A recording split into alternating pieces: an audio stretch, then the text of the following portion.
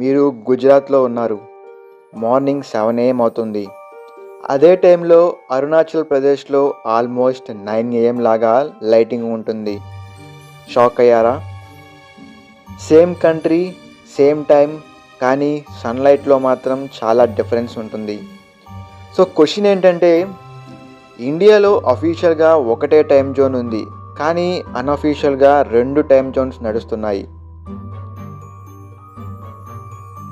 India follow అయ్యే time ఏంటో తెలుసా? Indian standard time. ఇది ఒక ప్లేస్ అలహాబాద్ దగ్గర ఉన్న లాంగిట్యూడ్ 82.5 డిగ్రీ దగ్గర ఉంటుంది.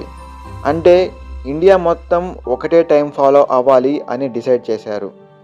కానీ ప్రాబ్లం ఎక్కడ స్టార్ట్ అయిందంటే, ఇండియా చాలా పెద్ద కంట్రీ.